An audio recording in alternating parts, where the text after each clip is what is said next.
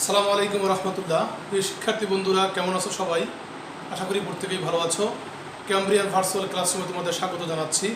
আমি আছি তোমাদের সাথে বাংলার আল আমিন স্যার, প্রভাষক, আখাউড়া ক্যামব্রিয়ান কলেজ, বাংলা বিভাগ। আজকে নির্মিতি অংশের আমরা নতুন কিছু টপিক নিয়ে আলোচনা করব, যেগুলো তোমাদের জানা অত্যন্ত জরুরি এবং যেখান থেকে পরীক্ষায় প্রশ্ন প্রায় এসে থাকে। বিশেষ করে আমার অলরেডি স্ক্রিন যে বিষয়টা তুমি দেখতে পেয়েছো, আমন্ত্রণ বা নিমন্ত্রণপত্র, এখান থেকে আমি যদি পার্সেন্ট হিসাবে হিসেব করি তাহলে প্রায় 60 থেকে 70% পরীক্ষায় কিন্তু আমন্ত্রণপত্র বা নিমন্ত্রণপত্র এসে থাকে। এই জন্য অবশ্যই আমাদেরকে কী করতে হবে, পুরো মনোযোগের সহিত ক্লাসটি এনজয় করতে হবে এবং দেখতে হবে কিভাবে এই বিষয়গুলো লিখিত হয় পরীক্ষার খাতায়। ফরম্যাটটা আমাদের জানা থাকলে আমরা সহজে কী করতে পারবো, কোনো একটা বিষয় যদি আমাদের পরীক্ষায় হুবহু কমন নাও পড়ে, আমরা কিন্তু সেটা লিখতে পারবো। তো যাই হোক, কথা না বাড়িয়ে আমরা আমাদের পুরো আলোচনায় চলে যাচ্ছি। প্রিয় শিক্ষার্থী বন্ধুরা, দেখো দেওয়া আছে, দেখো আমন্ত্রণ বা নিমন্ত্রণপত্র। আচ্ছা, আমন্ত্রণ নিমন্ত্রণপত্রটা হচ্ছে কি, আমরা বিভিন্ন অনুষ্ঠানের আয়োজন করে থাকি, আমাদের কলেজে হোক, আমাদের বাড়িতে হোক বা যে কোনো জায়গায় হোক, বিভিন্ন বিষয়ে বিভিন্ন অকেশন উপলক্ষে আমরা বিভিন্ন অনুষ্ঠানের আয়োজন করে থাকি। সেই অনুষ্ঠানে কি করি, আমরা বিভিন্ন সময় বিভিন্ন মানুষকে আমরা দাওয়াত দিয়ে থাকি। অনেক সময় কি করি, আমরা মৌখিক দাওয়াত দিয়ে থাকি, আবার অনেক সময় কি করি, পত্রের মাধ্যমে, কার্ডের মাধ্যমে আমরা দাওয়াত দিয়ে থাকি, আমন্ত্রণ করে থাকি। সেক্ষেত্রে সেই কার্ডের ফরম্যাটটা বা দাওয়াতের ফরম্যাটটা কেমন হবে, আমন্ত্রণের ফরম্যাটটা কেমন হবে, আমন্ত্রণটা কিভাবে দেয়া যায়, এই ফরম্যাটটাই মূলত আজকে আমাদের আলোচ্য বিষয়। দেখো আমরা এটা তো বলেছি কী করতে হবে, যেমন জন্মদিন, বিয়ে, কুলখানি, পত্র রচনার কিছু বৈশিষ্ট্য রয়েছে, এগুলোতে আমরা আমন্ত্রণ করে থাকি। এই আমন্ত্রণপত্র রচনার কিছু বৈশিষ্ট্য রয়েছে কি, এই ধরনের পত্রে সাধারণত মঙ্গলসূচক কথা ব্যবহৃত হয় না। মঙ্গলসূচক কথা কি, যেমন আল্লাহ ভরসা, এলাহি ভরসা, এগুলো সাধারণত ব্যবহার করা হয় না। তবে বিয়ের ক্ষেত্রে কেউ কেউ মুসলমান রীতিতে পরম করুণাময়ের নামে এবং হিন্দু রীতিতে শ্রী শ্রী প্রজাপতে ও নম, এগুলো সাধারণত ব্যবহার করা হয় না। তবে কেউ কেউ এগুলো ব্যবহার করে থাকেন। মুসলমান হলে পরম করুণাময়ের নামে এবং হিন্দু হলে কি শ্রী শ্রী প্রজাপতে ও নম, এরকম নাম দিয়ে কেউ কেউ শুরু করেন। তবে অনেকেই এটা শুরু করেন না। এরকম না করলে যে তোমার সেটা আমন্ত্রণপত্র হবে না, বিষয়টা এরকম না। করলেও করতে পারো, না করলেও নাও করতে পারো, কোনো সমস্যা নেই। আমন্ত্রণ বা নিমন্ত্রণ পত্র দেখো বিভিন্ন অংশ রয়েছে। সেই অংশগুলো কি, নাম্বার 1 রয়েছে সম্ভাষণ, অর্থাৎ তুমি যাকে আমন্ত্রণ করতেছো তাকে কি বলে তুমি সম্ভাষণ করবে, কি বলে ডাকবে। এখানে প্রয়োজনীয় সম্ভাষণে কি থাকে, যেমন সুধী, জনাব, মহাশয়, মহোদয়, মান্যবর ইত্যাদি বলে সম্ভাষণ করা যায়। এরপর 2 নম্বরে আছে মূলপত্র। মূলপত্রের মধ্যে প্রয়োজনীয় তথ্য, অনুষ্ঠানের দিন, স্থান, তারিখ, সময় ইত্যাদি, কোনো কোনো ক্ষেত্রে প্রধান অতিথি, বিশেষ অতিথির নাম উল্লেখ করে থাকে। অর্থাৎ মূল পত্রের মধ্যে কি থাকবে, অনুষ্ঠানটা কোথায় হবে, কখন হবে, এই বিষয়গুলো কোন তারিখে হবে, কোন সময় হবে, এই বিষয়গুলো সংযুক্ত থাকে। কখনো কখনো এই মূল পত্রের মধ্যে কি থাকে, ওই অনুষ্ঠানের যে প্রধান অতিথি, অনুষ্ঠানের যিনি বিশেষ অতিথি, তাদের নাম অনেক সময় উল্লেখ থাকে। এরপর আছে ইতি বা সৌজন্য।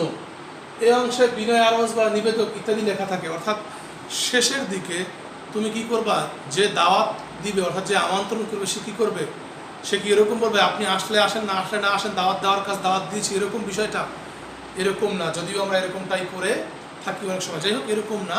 তোমাকে অবশ্যই কী করতে হবে, খুব বিনয়ের সহিত তোমাকে কী করতে হবে, যে আপনার উপস্থিতি একান্ত কাম্য, এটা লিখে কী করবা, বিনয়, আরজ বা নিবেদক ইত্যাদি লিখে তোমার নাম লিখে দেবা। ওকে। নাম স্বাক্ষরের সৌজন্য।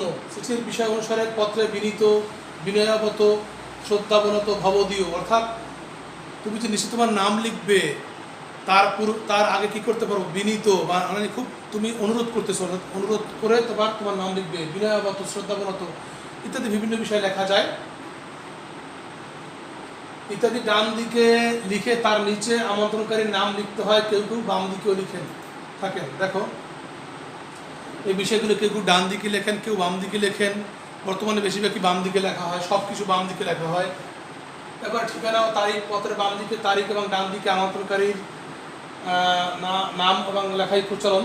তবে বর্তমানে অনেকে কী করেন, এই বিষয়গুলো ডান দিকে না লিখে কী করেন, বাম দিকে লিখে থাকেন। বানান একটু ভুল আছে, দুঃখিত।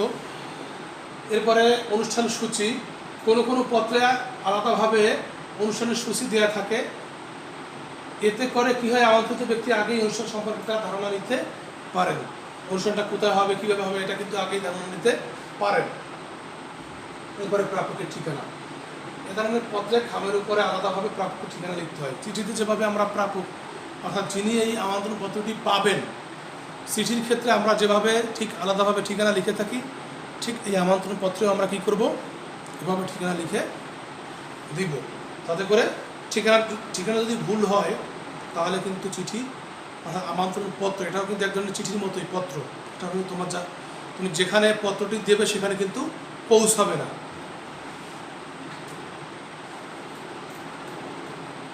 এখানে দেখো, এটা একটু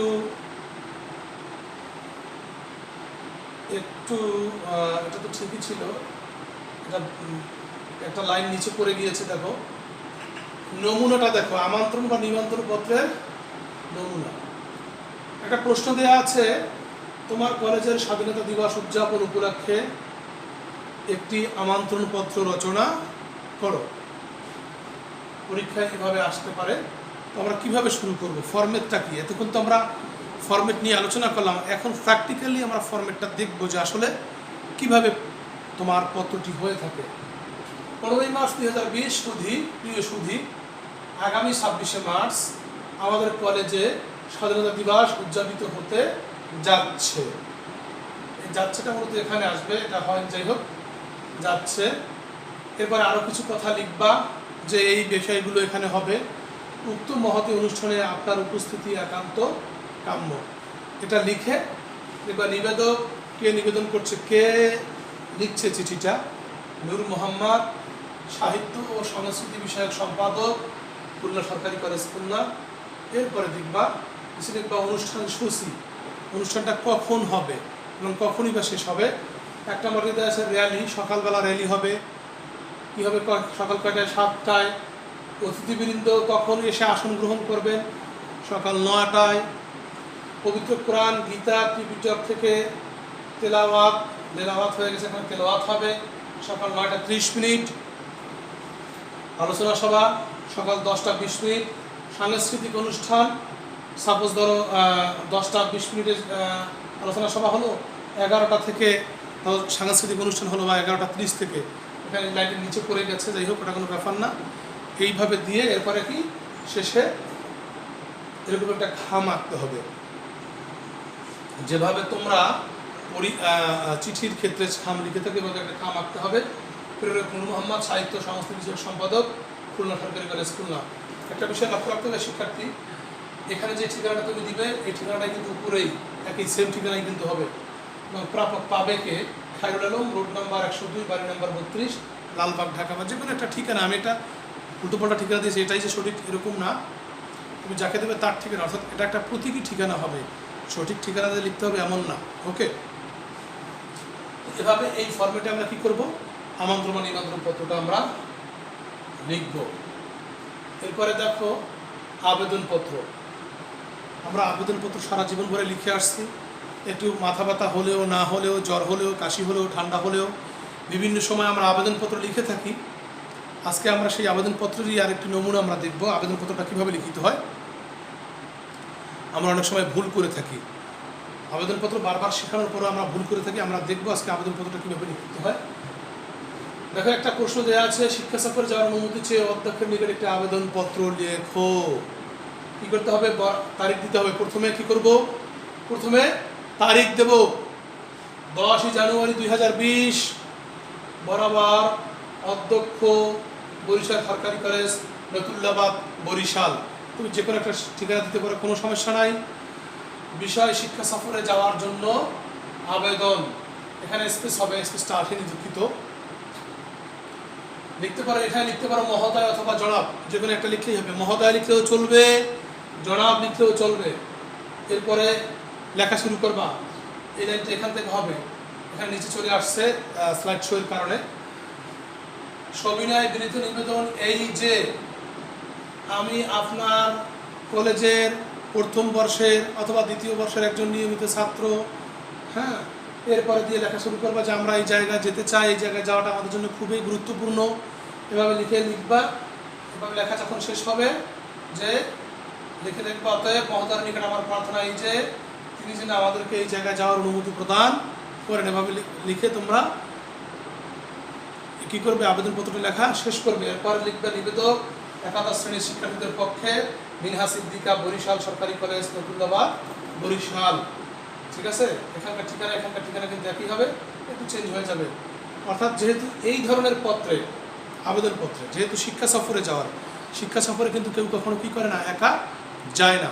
সেক্ষেত্রে কী করতে হবে, নিবেদন দিয়ে লিখতে হবে এই শিক্ষার্থীদের পক্ষে। আর যদি সেটা এরকম হয় তুমি অসুস্থ ছিলে, অসুস্থ থাকার কারণে তোমাকে পানিশমেন্ট দিবে, এই জন্য পানিশমেন্টের যাতে তোমাকে না খেতে হয় তুমি এই জন্য দরখাস্ত লিখবে, সেক্ষেত্রে কিন্তু কারো পক্ষে না, তোমার নিজের পক্ষেই তুমি এটা লিখতে হবে না, নিবেদক অমুক এত কলেজ এত, এভাবে লিখতে হবে। ওকে, এরপরে আরেকটি গুরুত্বপূর্ণ বিষয়, অনেক সময় আমরা কি করি, আমরা আবেদনপত্র লিখি পত্রিকায় প্রকাশের জন্য বিভিন্ন বিষয় সম্পর্কে। দেখো, আমি দেখলাম যে আমাদের এলাকায় মাদকের আখড়া বা মাদকাসক্তের পরিমাণ, মাদকাসক্ত ব্যক্তিদের পরিমাণ ব্যাপক হারে বেড়ে গিয়েছে। এখন আমি তো কি করতে পারছি না, এই যে মাদক মুক্ত সমাজ গঠন করার যে একটা ব্যবস্থা সেটা আমি করতে পারছি না, বা এই লোকগুলোকে আমি এখান থেকে বিরত রাখতে পারছি না। তো সেক্ষেত্রে কি করব, আমরা কি করব, যথাযথ কর্তৃপক্ষ অর্থাৎ সরকারের যথাযথ কর্তৃপক্ষ যারা রয়েছে, মাদকদ্রব্য নিয়ন্ত্রণ অধিদপ্তর যে রয়েছে, মাদক নিয়ন্ত্রণ অধিদপ্তর যে রয়েছে, আমরা এদের দৃষ্টিতে বিষয়টা আনব। এনে কি করব, আমরা চেষ্টা করব এই সমস্যার সমাধানের জন্য। এখন এদের দৃষ্টিতে কিভাবে আনব, সরাসরি তো চিঠি দিলে দেখা যায় সেখানে নাও পৌঁছতে পারে, এই জন্য আমরা কী করব, যাতে করে সহজেই তাদের দৃষ্টিতে আসে, এজন্য আমরা কি করব, আমরা পত্রিকায় প্রকাশের জন্য এই বিষয়টাকে পত্রিকা প্রকাশের জন্য আমরা কি করব, পত্রিকার যে সম্পাদক আছে তার নিকট আবেদন করব। কিভাবে করব, দেখো এখানে দেওয়া আছে ফরম্যাটটি। বরাবর সম্পাদক দৈনিক প্রথম আলো, 3/12/3 কামরান বাজার, ঢাকা 1214। ঠিকানাটা ভুলও হতে পারে, আমি উল্টো পাল্টা একটা ঠিকানা দিয়েছি, যাই হোক। বিষয় সংযুক্ত পত্রটি প্রকাশের জন্য আবেদন, অর্থাৎ আমি একটা পত্র লিখলাম, এই পত্রটা কি করবেন, আপনার পত্রিকায় প্রকাশিত করবেন। এবার লিখবেন জনাব, আপনার বহুল প্রচারিত দৈনিক প্রথম আলো পত্রিকায়, প্রথম আলোয় চিঠিপত্র কলামে জনস্বার্থে সংযুক্ত পত্রটি প্রকাশ করে কৃতজ্ঞতার পাশে বাধিত করবেন বা আবদ্ধ করবেন। অর্থাৎ আমি কি করব, যে নিচের যে আমি একটা পত্র দিয়েছি সেই পত্রটি কি করবেন, আপনি আপনার যে চিঠিপত্র কলাম রয়েছে সেই চিঠিপত্র কলামের মধ্যে এটি প্রকাশ করবেন। এটি প্রকাশ করে আমাকে কি করবেন, কৃতজ্ঞতার পাশে বাধিত করবেন। এবার নিবেদক কাউসার আহমদ, উত্তরা, ঢাকা। অর্থাৎ কে, তোমার নামটা তুমি লিখবে, যে কোনো একটা নাম তুমি লিখে দিতে পারো, কোনো সমস্যা নেই। এরপরে আমি কি চিঠিটা লিখলাম, গাছ লাগান, নিজে বাঁচুন, পরিবেশ বাঁচান, এটা হচ্ছে আমার স্লোগান। এবং এর প্রেক্ষিতে আমি কি করব, চিঠিটা লিখব। লিখলাম, দেখো, গাছ আমাদের খুব উপকারী বন্ধু। এই বন্ধুটা কিন্তু এখান থেকে হবে, এটা স্লাইড শোয়ের কারণে নিচে চলে আসছে। এরপরে লিখবা গাছ পরিবেশের ভারসাম্য রক্ষাকারী, অক্সিজেন দেয়। বিভিন্ন বিষয় তুমি এখানে সংযুক্ত করতে পারো, অনেক বিষয়, নানা রকম বিষয় তুমি এখানে, গাছের যে উপকারিতা, গাছের যে প্রয়োজনীয়তা, গাছ না থাকলে কি হচ্ছে কি হবে, এই বিষয়গুলো তুমি এখানে উল্লেখ করতে পারো। এরপর নিবেদক কাউসার আহমদ, উত্তরা, ঢাকা, সেম ইয়া। অর্থাৎ গাছ লাগানোর যে প্রয়োজনীয়তা যথাযথ কর্তৃপক্ষের কাছে তুমি লিখলা যে এরকমটা যদি আমরা করি তাহলে আমরা কি করতে পারি, সুন্দর একটি পরিবেশ পেতে পারি। ওকে, এরপরে চাকরির আবেদনপত্র। দেখো, আমরা বড় হচ্ছি, আমরা বিভিন্ন সময় বিভিন্ন চাকরির পত্রিকায় আমরা বিভিন্ন চাকরির খবর দেখে থাকি। এই চাকরির যদি তোমাকে পেতে হয়, চাকরির একটি আবেদনপত্র লিখতে হবে। যদি এখন সিস্টেমটা পরিবর্তন হয়ে গেছে, সব কিছু অনলাইন নির্ভর, তারপরেও চাকরির পত্রিকার চাকরির আবেদনের কোনো বিকল্প নেই, আমাদেরকে জানতে হবে। অনেক সময় আমাদের লিখতে হতে পারে, সেক্ষেত্রে আমাদের জানাই জরুরি। আমরা এবার শিখব যে চাকরির আবেদনটা কীভাবে লিখতে হয়। দেখো এখানে একটি প্রশ্ন দেওয়া আছে, সাপোজ পরীক্ষা এভাবেই আসবে, প্রাথমিক বিদ্যালয়ের সহকারী শিক্ষক পদে নিয়োগের জন্য আবেদন। এরকম একটা প্রশ্ন আসতে পারে যে তোমাকে বললো যে প্রাথমিক বিদ্যালয়ে সহকারী শিক্ষক নিয়োগ দেওয়া হবে, এই পদে তুমি একটা আবেদনপত্র লেখো। কীভাবে লিখবো ফরম্যাটটা দেখো। ওই আবেদনপত্রের মতোই 17 জানুয়ারি 2020 বরাবর মহাপরিচালক প্রাথমিক ও গণশিক্ষা অধিদপ্তর মিরপুর ঢাকা। তোমার কাছে প্রশ্ন হতে পারে, স্যার এখানে প্রধান শিক্ষক লিখলাম না কেন, তোমার প্রাথমিক বিদ্যালয়ে তো প্রধান থাকে প্রধান শিক্ষক। আসলে বিষয়টা এরকম না। প্রধান শিক্ষক কখনো শিক্ষক নিয়োগ দিতে পারেন না। শিক্ষক নিয়োগ দেয় কে?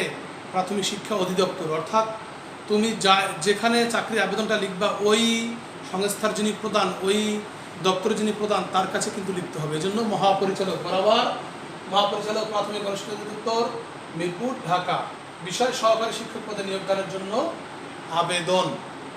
এবারে জনাব লিখবা বিনীত নিবেদন এই যে গত 9 ডিসেম্বর 2020 তারিখে দৈনিক ইত্তেফাক পত্রিকায় বিজ্ঞপ্তির মাধ্যমে জানতে পারি যে প্রাথমিক বিদ্যালয়ের সহকারী শিক্ষক পদে কিছু সংখ্যক লোক নিয়োগ দেওয়া হবে। আমি উক্ত পদের একজন প্রার্থী হিসেবে আমার প্রয়োজনীয় তথ্য সহ আবেদনপত্র প্রেরণ করছি। খেয়াল করতে হবে, সাধারণত চাকরির যে নিয়োগগুলো, এই নিয়োগের যে বিজ্ঞপ্তিগুলো, এগুলো বিভিন্ন পত্রিকায় দেয়া থাকে, বিভিন্ন পত্রিকায় এই বিজ্ঞপ্তিগুলো দেওয়া হয়ে থাকে। এই জন্য কী করতে হবে, আমাকে সেই বিষয়টি উল্লেখ করতে হবে যে আমি বিনীত নিবেদন এই যে গত এত তারিখে আমি কি করেছি, দৈনিক অমুক পত্রিকা আমি দেখেছি যে প্রাথমিক বিদ্যালয়ে কিছু সহকারী শিক্ষক নিয়োগ দেওয়া হবে। হ্যাঁ, এখন আমি কি করব, আমি ওই চাকরিটা পেতে চাই। এই জন্য আমি কি করছি, আমার প্রয়োজনীয় তথ্য এবং একটি আবেদনপত্র এই জন্য আমি পেশ করছি। কি দেখো, এই জন্য প্রয়োজনীয় তথ্যগুলো এখানে দিচ্ছি। এভাবে লিখতে হবে: নাম নুরুল আমিন, পিতার নাম অমুক, মাতার নাম, জন্ম তারিখ, জাতীয়তা, ধর্ম, বৈবাহিক অবস্থা, বর্তমান ঠিকানা, স্থায়ী ঠিকানা, যোগাযোগ, গ্রাম, এরপরে মোবাইল, ইমেইল। দেখো যোগাযোগে এখানে একটা তোমার যোগাযোগের ক্ষেত্রে কি করতে হবে, মোবাইল নাম্বার দিতে পারো এটা, এবং ইমেইল নাম্বার দিতে পারো। এখানে যে পুরো মোবাইল নাম্বার দিতে হবে বিষয়টা এমন না, ইমেইল নাম্বার দিতে হবে এমন না। হ্যাঁ, যোগাযোগের যে দুইটা ওয়ে তুমি দিতে পারো।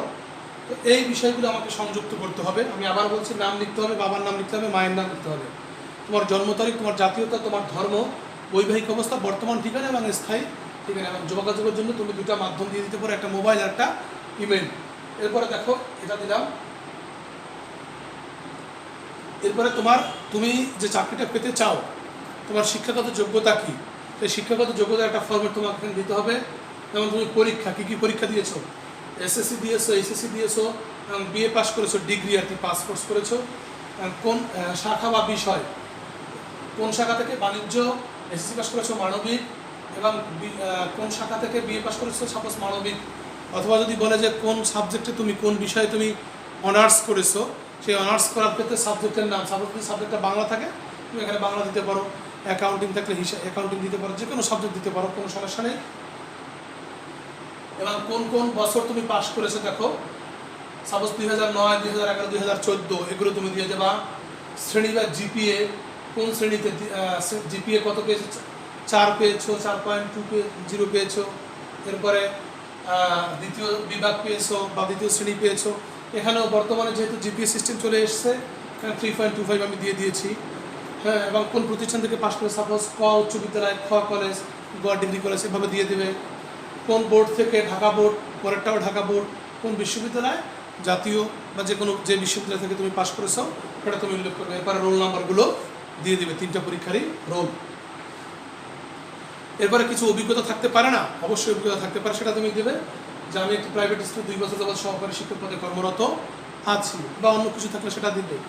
এবার প্রশিক্ষণ, সাপোজ তুমি এই প্রশিক্ষণগুলো নিয়েছো, এগুলো তুমি জানো, MS ওয়ার্ড, MS অফিস এবং MS পাওয়ার পয়েন্ট, এগুলো তোমার জানা আছে। এরপরে কী করবে, লিখবে যে অতএব মহোদয়ের নিকট প্রার্থনা এই যে উপযুক্ত যোগ্যতা বিবেচনা করে আমাকে উক্ত পদে নিয়োগদানে সদাই মর্জি হয়। এরপরে লিখবা নিবেদক, তুমি কে নিবেদন করছে?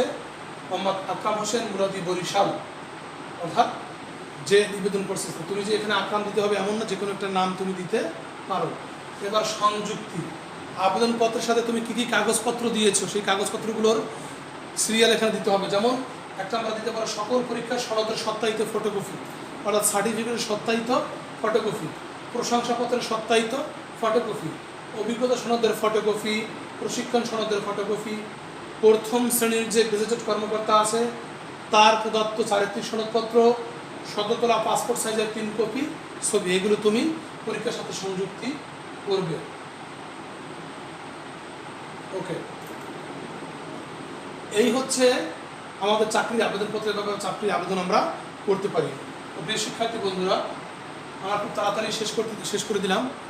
সবাইকে ধন্যবাদ জানিয়ে আজকের যে আমাদের আলোচনা এখানেই শেষ করছি। প্রত্যেকেই ভালো থাকো। এই বিষয়গুলো আমি যেভাবে দেখিয়েছি, তোমাদের যে বই আছে, বইতে তোমরা যদি আরও একবার দেখে নাও এবং 2-3টা দরখাস্ত বা 2-3টা আবেদন বা আমন্ত্রণপত্র যদি তোমরা প্র্যাকটিস করো, দেখবে তোমাদের কাছে বিষয়গুলো আরও বেশি সহজ হয়ে যাবে। তো সকলকে ধন্যবাদ জানিয়ে আজকের মতো এখানে বিদায় নিচ্ছি। আল্লাহ হাফেজ। আসসালামু আলাইকুম ওয়া রাহমাতুল্লাহ।